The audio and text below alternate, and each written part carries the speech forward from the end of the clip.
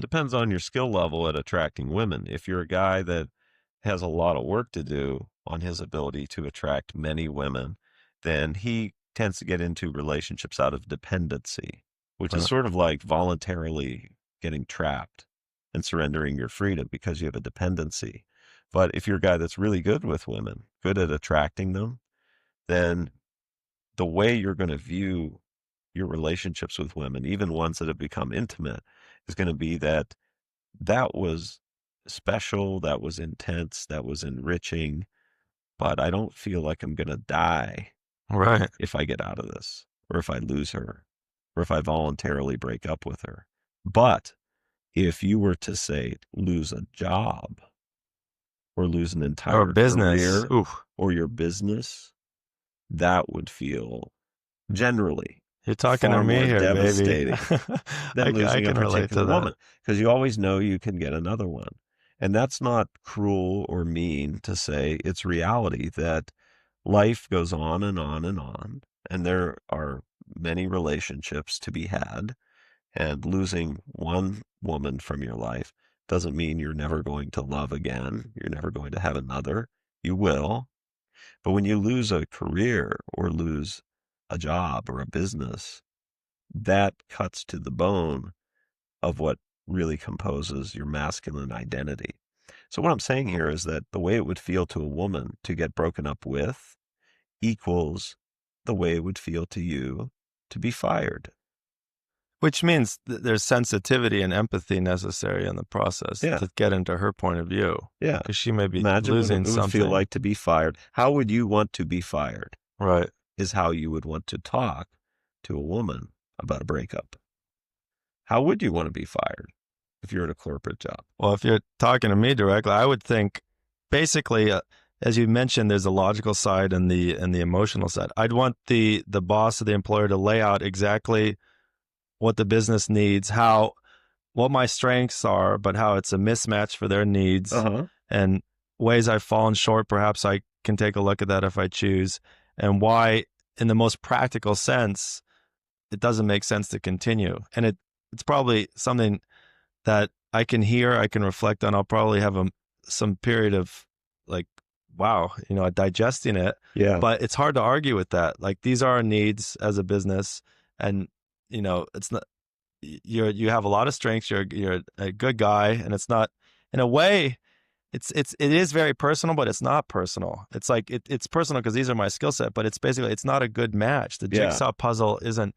The pieces aren't fitting You seamlessly. wouldn't want the employer to demand that you be something you can't be, Right. right? Nor would I expect them to like force the pieces and lose business because they're accommodating me. Right. So I guess what the point is, it feels fair to Yeah. look at it objectively and say, You would want to be honored. You'd right, want them to honor you and say, look, you're really great at what you do, but we have these needs, and so it can't go on. However, I will write you the greatest recommendation letter right. because we aren't going to be able to keep you. Here's why.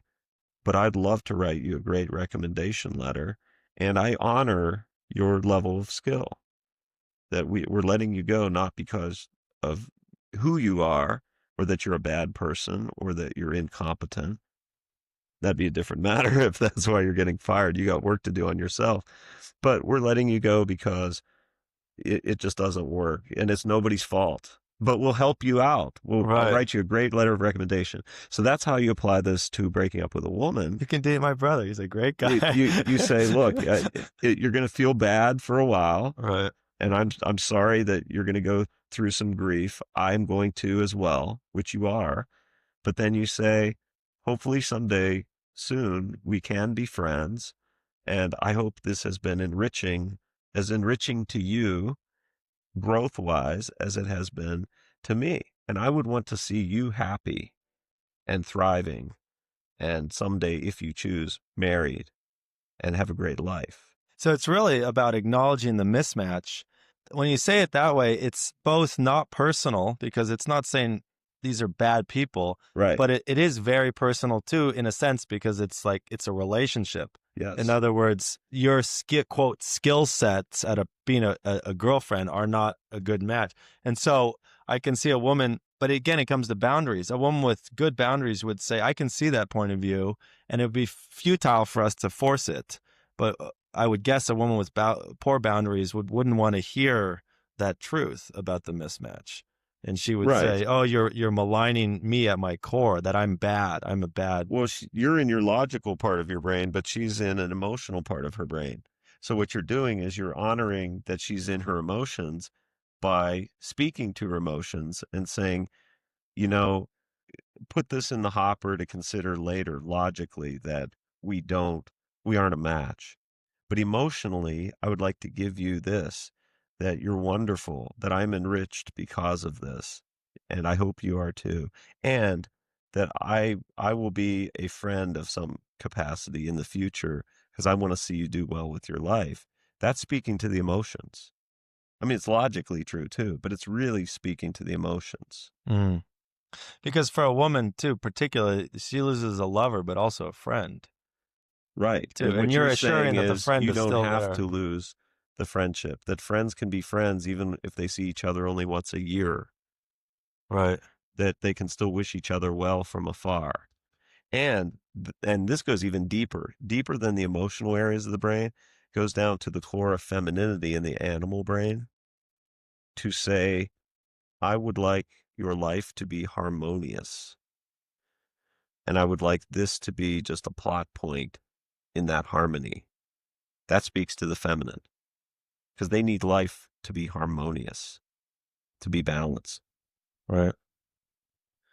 So there you have it, breaking up with class.